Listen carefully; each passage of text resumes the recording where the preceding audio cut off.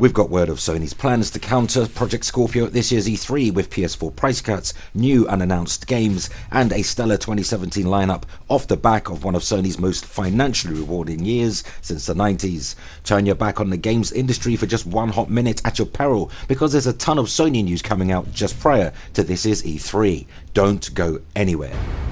PlayStation.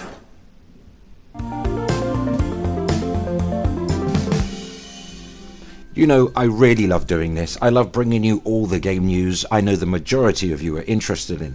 I love being your eyes and ears on the ground so you can just get on with playing great games and living your lives. What's up everybody, I'm Fox at Foxy Games UK, your regular aggregate source of news, rumour and video game discussion.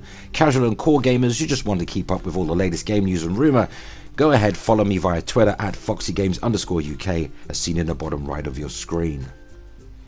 So, PS4 is apparently 3 times more popular than Xbox One in Europe, so claims Sony. In a Eurogamer.com article, the PlayStation 4 has sold 3 times what the Xbox One has in Europe. That's according to Sony Global Sales Chief Jim Ryan. Ryan told Time magazine that it had been pleasing in North America that Sony has been 2-1 against Xbox, going on to state that it was in Europe PlayStation has been a real fortress by at least 3-1 in unit sales. The company also claimed PlayStation VR had hit a new sales milestone since the platform launched in October. Sony global game development boss Shawn Layden said this: "We don't see PlayStation VR as a fad. It's a brand new medium, not only for gaming entertainment, but non-gaming entertainment." Layden also noted that 1 out of every 5 PS4s sold these days is a PS4 Pro.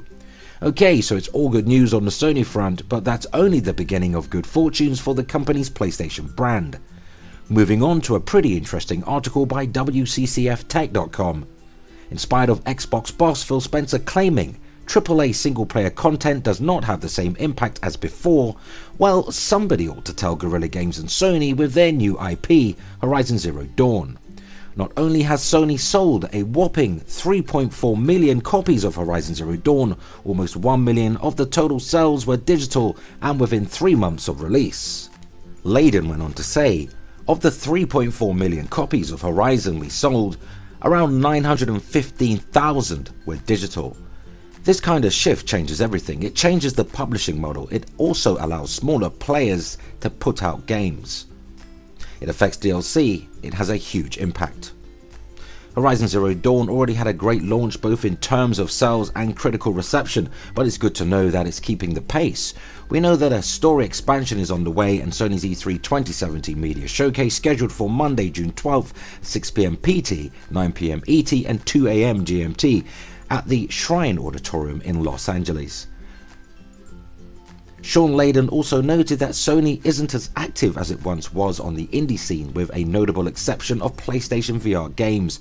Here's what the top-level Sony executive had to say: "We still work with a lot of indies, but it's slowing down. It ebbs and flows. We're seeing a lot of indie activity in VR because they can do meaningful content with smaller teams there."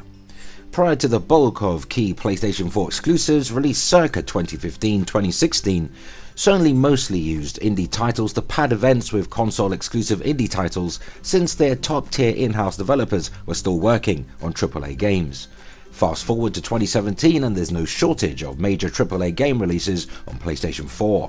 Now that the company is less reliant on the indie development community, it seems Sony will gradually reduce showcasing the steady stream of indie titles releasing on the platform.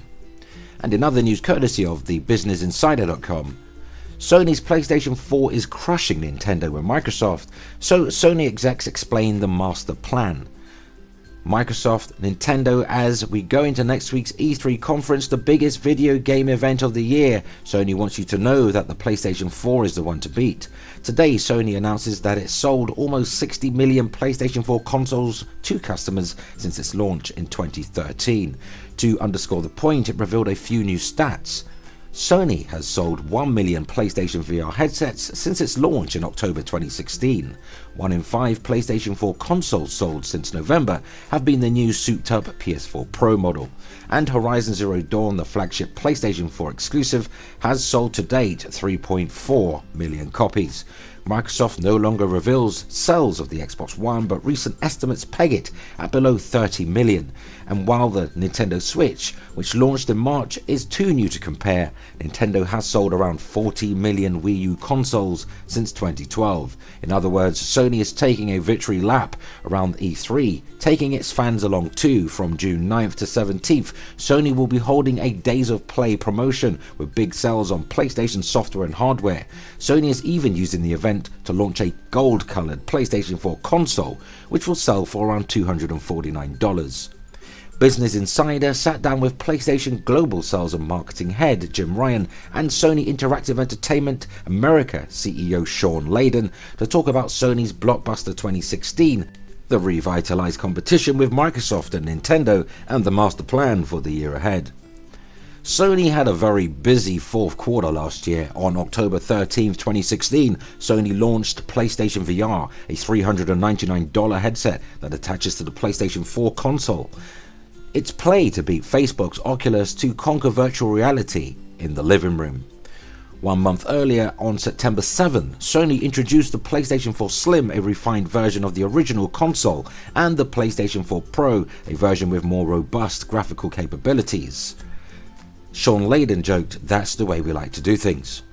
Now, almost 8 months after the hardware blitz, Ryan says it could have gone scarcely better.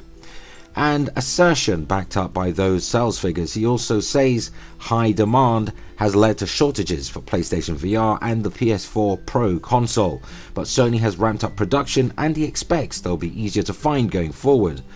The PlayStation 4 Pro has found early success for a very simple reason, says Layden. There's a constant desire of every developer to make their games look better.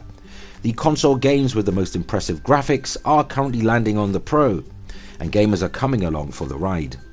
And when it comes to virtual reality, Ryan says the company is intrigued by where it stands with PlayStation VR, even as he acknowledges that 1 million headsets sold is hardly a dent in PlayStation 4's 60 million strong customer base.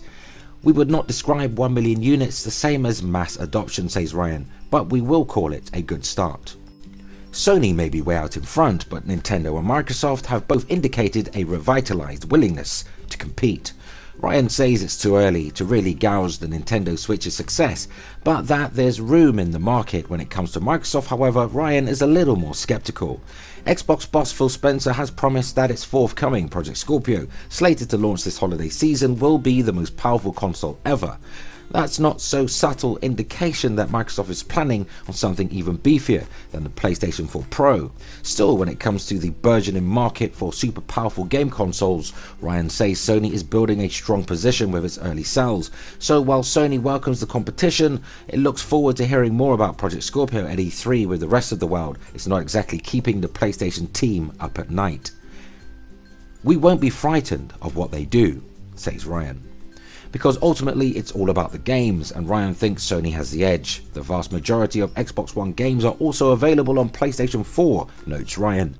And PlayStation exclusive blockbusters like Horizon Zero Dawn and the forthcoming Uncharted: The Lost Legacy tip the scales. In a broad sense, Layden says the way for PlayStation to grow is by expanding the traditional notion of the video game industry. As the leading console maker, Layden says the next real frontier for PlayStation lies in enticing people who might not otherwise play games. We have also ways to create new segments, new genres, says Layden. An early example of this can be found with MLB The Show 17. The latest in Sony's baseball series, explains Layden. Originally, Sony's inclination was to market it as a game, he says, but when they are starting to pitch it instead of as a kind of ultimate experience for MLB fans, he says it became the best-selling entry in the franchise. Now the PlayStation VR provides a new opportunity to take that even further. Since virtual reality is so new, there's no accepting the way of things that we have to do. Now that's what means there's a real chance to re-examine what really works and what doesn't, opening the door for new innovations that can encourage new players.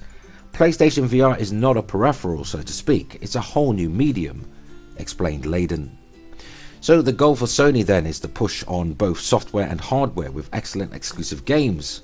Sony can drive the market forward by showing developers what's possible. Those games in turn will sell more PlayStation 4 consoles and PlayStation VR headsets, enticing developers to make more games.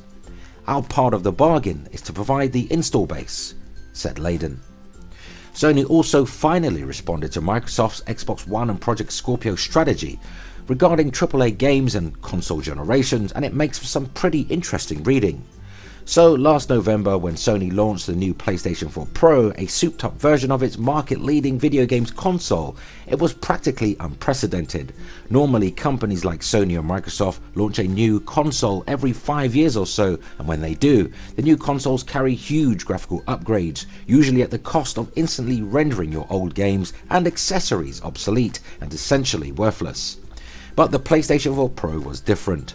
The new console provides a big graphical boost, provided you have an Ultra HD 4K TV, and yet it plays every last existing PlayStation 4 game out there. It's also something that's never really been done before, and it's led a lot of people to wonder if this means that the traditional notion of console generations is quite finished. The sentiment is also enhanced by the fact that Microsoft have said its forthcoming Project Scorpio console could signal a major slowdown of those generational console cycles. It's promised to work with every single Xbox One game, a growing selection of older Xbox 360 titles, and your existing controllers and accessories. It's an idea that won some cautious approval from gamers and critics, but Sony isn't having any of it, as PlayStation Global Sales and Marketing Head Jim Ryan and Sony Interactive Entertainment America CEO Shawn Layden told Business Insider in a recent interview. They're probably the same people who predicted the demise of consoles back in 2012, Ryan says, likening it to ultimately unfounded panic that smartphones would destroy the video game console market. The notion of the game console generation hasn't really changed, said Layden. It's just that tech cycles are getting shorter. In the older days, from 2000 to 2012, you could release a new console every 5 to 10 years and roughly keep pace with major advances in technology. Those days are gone, says Layden. Along those lines, the PlayStation 4 Pro isn't much of a refutation of the notion of a console generation so much as is a reflection of that new reality. You can't release a brand new console as quickly as you can launch upgrades to the old one, for the simple reason that it takes developers time to get started on new platforms. So when it comes to the PlayStation 4 Pro, it's definitely part of the PS4 ecosystem, said Layden. The implication is that Sony doesn't see it as an experiment in challenging the norms of video game console markets, so much as it is a way to keep up with the rapidly shifting technological landscape as it prepares whatever moves it might be planning next.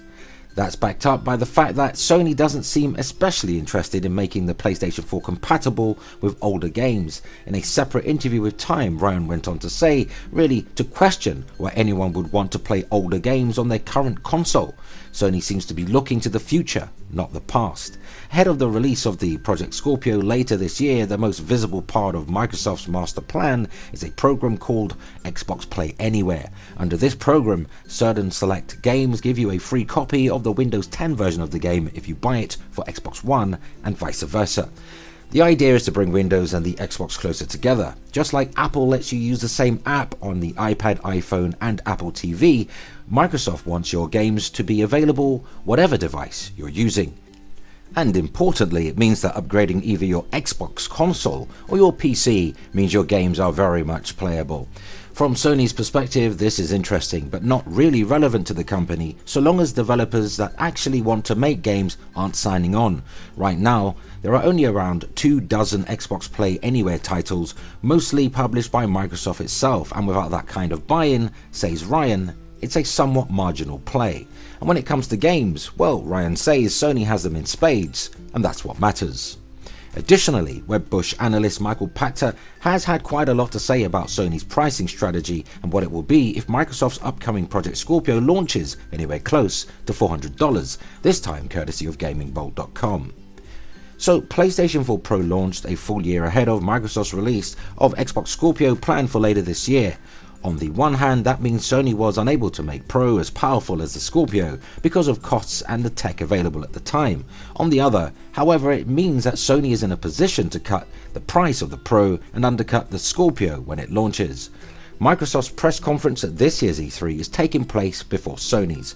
Given that Microsoft will likely announce a release date and price for Scorpio at their conference, Sony will be in a position to react accordingly as far as cutting the PS4 Pro's price is concerned, and that is exactly what Wedbush securities analyst Michael Pachter thinks will happen at this year's E3. Speaking to Gaming Bolt, Pachter said that Microsoft's pricing of the Scorpio at around $399 will mean that Sony respond by cutting the Pro's price.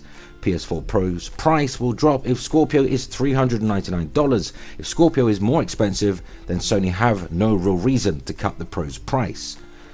I do think that a smaller price cut for the PS4 Pro may be guaranteed nonetheless. With that said, Pachter may be onto something. Pro is not the mass market mover, so Sony doesn't really have a reason to unnecessarily cut into profit margins from a hardware standpoint unless it has a compelling reason to. And in our final segment of Sony news, Sony's Shawn Layden has been busy this time. In an interview with Time magazine, when Layden was asked what he thought about Nintendo Switch, here's what he had to say about Nintendo's hybrid machine. It's a great success for Nintendo. It's definitely what the fanbase have been waiting for. Asked whether he thought the Switch would detract from Sony's ongoing success, Layden said he believes that the two consoles in fact complement each other quite nicely. Here's a quote.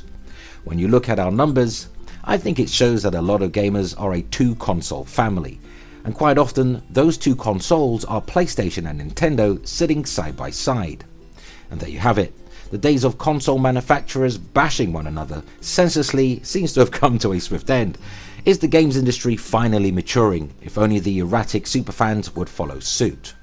So are you rocking a PlayStation Nintendo combo? Maybe you own absolutely everything. On this topic and all of today's news stories, let us know in the comments. As usual, if you found any of the information in this video at all useful, go ahead and hit the like button, and if you haven't already, subscribe and share the video. You can also help us grow by supporting us via Patreon. Starting from just $1, you'll find a link in this video's description. Here's looking forward to a wonderful E3 2017, but until then, always play games, not corporations. Thanks for watching, everybody.